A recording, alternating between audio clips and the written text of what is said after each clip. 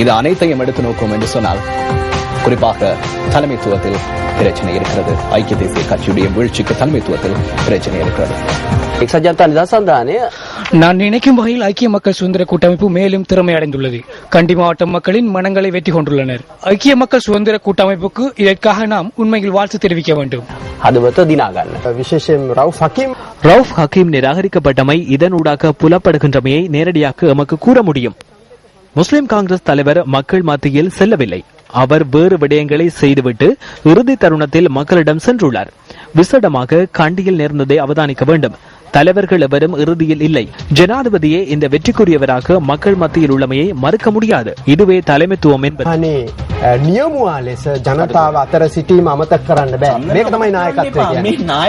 இது தலைமைத்துவத்தின் திறனை காண்பிக்கிறது என்பதனை மறக்க வேண்டாம். இலங்கை வரலாற்றில் இலங்கை மக்கள் மாத்திரமல்ல, சர்வதேசத்துடைய அவதானம் இந்த வடமாகாண சபை தேர்தல் பக்கம் திசை திரும்பி இருந்தது. நாம் அனைவரும் அறிந்த ஒரு விடயம். 1987 ஆண்டு உங்களுக்கு தெரியும். 1987 ஆண்டு இந்திய இலங்கை உடன்படிக்கையின் பின்னர் மாகாண சபை முறைமை அறிமுகப்படுத்தப்பட்டது. அதற்கு பின்னர் 1988 ஆண்டு நவம்பர் மாதம் நான் நினைக்கிறேன் 19ஆம் தேதி நவம்பர் தானம் நவம்பர் 19ஆம் தேதி நவம்பர் மாதம் 19ஆம் தேதி தான் இறுதியாக வடக்கு கிழக்கு இணைந்து தேர்தல் ஒன்று நடைபெற்றிருந்தது. அந்த தேர்தலுக்கு பின்னர் 25 வருடங்களுக்கு பின்னர் தான் இந்த வடமாகாண சபை தேர்தல் நடைபெற்றது. இதன் காரணத்தினால் தான் சர்வதேசத்துடைய அவதானம் வடமாகாண பக்கம் திசை திரும்பி இருந்ததை நாங்கள் குறிப்பிட வேண்டும். இதில் வடமாகாண சபையில் இலங்கை தமிழரசு கட்சி பாரிய ஒரு வெற்றியை பெற்றிருக்கிறது. அதாவது 78.48 வீத வாக்குகளை பெற்று 30 ஆசனங்களை கைப்பற்றிருக்கிறது. வடமாகாண சபையில் ஐக்கிய மக்கள் சுதந்திர கூட்டமைப்பு 18.38 வீத வாக்குகளை பெற்று 7 ஆசனங்களை கைப்பற்றிருக்கிறது. ஸ்ரீலங்கா முஸ்லிம் காங்கிரஸ் ஒரு ஆசனத்தை கைப்பற்றியிருக்கிறது. இதை எடுத்துக்கொண்டால் இலங்கை தமிழரசு கட்சி 30 ஆசனங்களை பெற்று பாரிய ஒரு வெற்றியை பெற்றிருப்பதை இந்த சந்தர்ப்பத்தில் நாங்கள் ஞாபகப்படுத்த வேண்டும். எனவே குறிப்பாக அரசாங்கத்தை எடுத்துக்கொண்டால் இந்த காலங்களில் வடக்கில் பல அபிவிருத்தி திட்டங்களை முன்னெடுத்தார்கள். இருந்தாலும் வடமாகாண மக்கள் தமிழரசு கட்சிக்கு தங்களுடைய அதிகாரத்தை வழங்கியிருக்கின்றார்கள். பொறுத்திருந்து பார்க்கலாம் தமிழரசு கட்சி எவ்வாறான நடவடிக்கையை வடபகுதி மக்களுக்கு முன்னெடுக்கப் போகின்றார்கள் என்று சொல்லி தவைக்காக் மங்கியான கமதி சுசில் மே UNP එක්සත් ජාතික පක්ෂය 2010 අවුරුද්දේ එක පාර්ලිමේන්තු ආසනයක් දිනාගත්තා. 12000ක් පමණ ගත්තා. හැබැයි මේ මැතිවරණේ කිසිදු ආසනයක් ලබා ගන්නට ඒගොල්ලන්ට බැරි වෙලා තියෙනවා.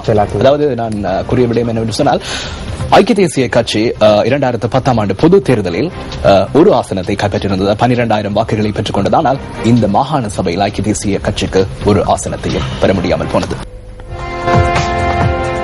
வடமாகாண சபை தேர்தலில் தமிழ் தேசிய கூட்டமைப்பு வெற்றி பெற்றதன் பின்னர் தமிழ் தேசிய கூட்டமைப்பு பாராளுமன்ற உறுப்பினர்கள் தெரிவித்த கருத்துக்கள் அடுத்து.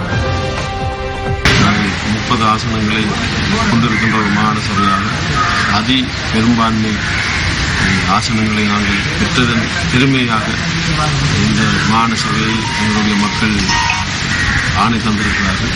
அந்த வகையிலே 30 ஆசனங்கள் கொண்ட இந்த பெரும்பான்மை கொண்ட மாகாண சபை மிக திறமையாக கவர்னரை மாற்றுகின்ற செயல்பாட்டோடு செயல்படும்.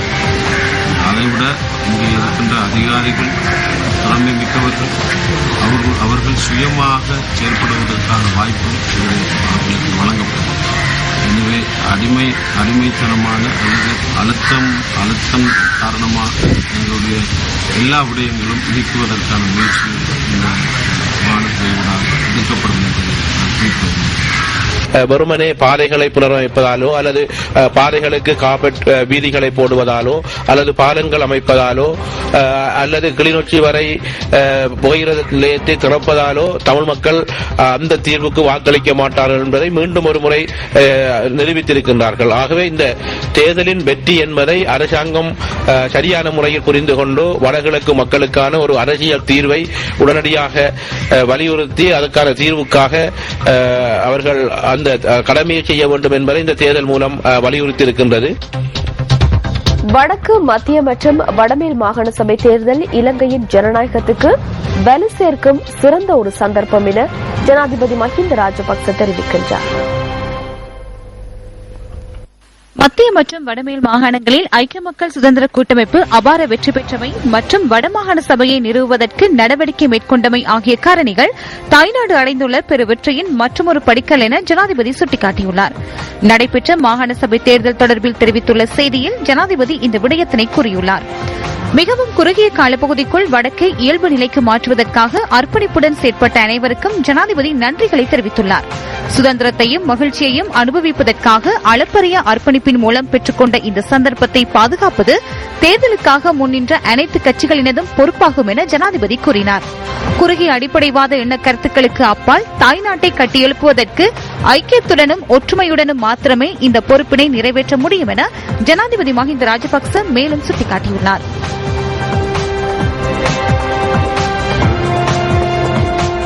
வடமாகாண சபை தேர்தலில் மக்களின் தெளிவான ஜனநாயக தீர்ப்பு பிரதிபலிக்கப்பட்டுள்ளதாக தமிழ் தேசிய கூட்டமைப்பு சுட்டிக்காட்டியுள்ளது. வடமாகாண சபை தேர்தல் முடிவுகள் அனைத்தும் வெளியாகியுள்ள நிலையில் தேர்தலில் அமோக வெற்றி பெற்று அதிகாரத்தை கைப்பற்றியுள்ள தமிழ் தேசிய கூட்டமைப்பு வெளியிட்டுள்ள அறிக்கையில் இந்த விடயம் குறிப்பிடப்பட்டுள்ளது. ஐக்கியமான பிளவுபடாத நாட்டுக்குள் பாதுகாப்புடனும் சுயமரியாதையோடும் கௌரவமாகவும் சுயாட்சி பெற்று தமது நியாயமான அரசியல், பொருளாதார, சமூக, கலாசார அபிலாஷைகளை மக்கள் அடைய விரும்புவதை வடமாகாண சபைக்கான தேர்தல் முடிவுகள் எடுத்துக்காட்டுவதாகவும் தமிழ் தேசிய கூட்டமைப்பு தெரிவித்துள்ளது. மக்கள் விடுதலை முன்னணியின் பிரதம செயலாளர் டில்வின் சில்வா இன்று நடைபெற்ற ஊடகவியலாளர் சந்திப்பில் தேர்தல் முடிவுகள் தொடர்பில் கருத்து தெரிவித்தார்.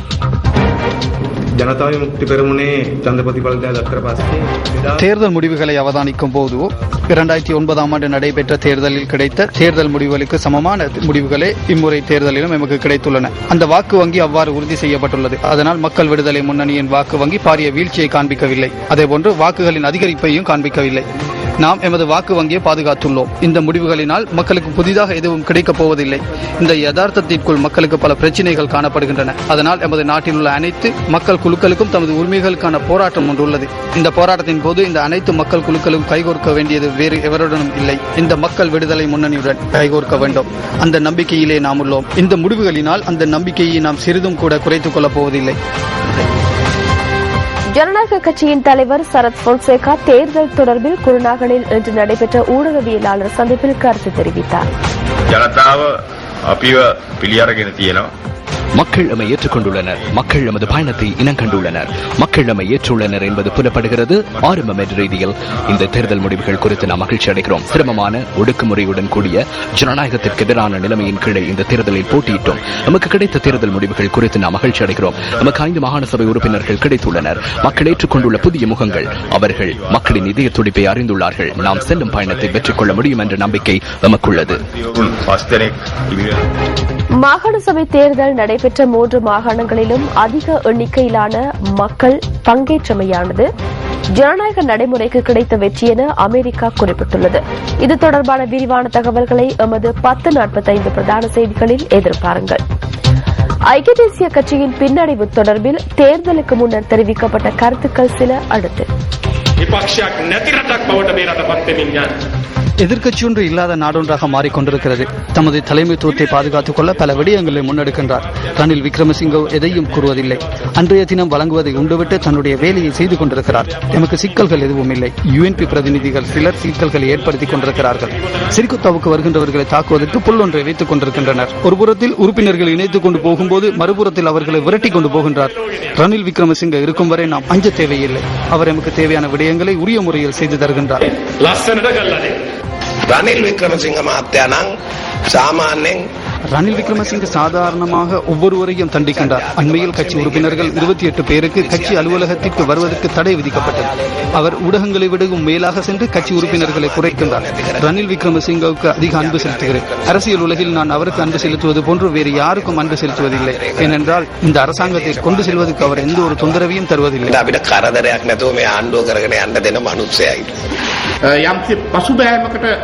இந்த தேர்தல் முடிவுகளில் ஐக்கிய தேசிய கட்சி பின்னடைவை எதிர்நோக்கியுள்ளது.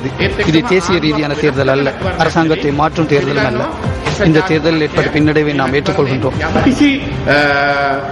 යම්කිසි විදිහක පසුබෑමකට ලක් වෙලා තිබෙනවා ඒක.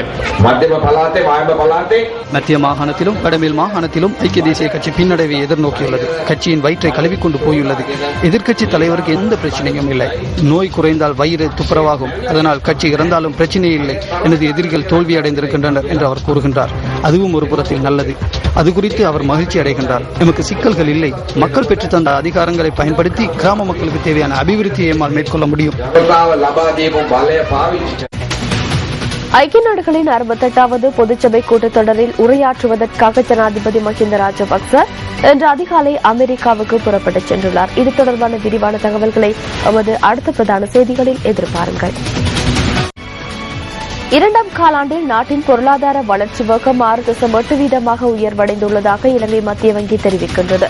கைத்தொழில் மற்றும் சேவைகள் ஆகிய 2 துறைகளிலும் ஏற்பட்டுள்ள சிறந்த வளர்ச்சியே இந்த தாக்கத்தை ஏற்படுத்தியுள்ளதாக புள்ளி விபரவியல் திணைக்கள மதிப்பீடுகளை மேற்கோள் காட்டி மத்திய வங்கி இந்த விடயத்தை குறிப்பிட்டுள்ளது.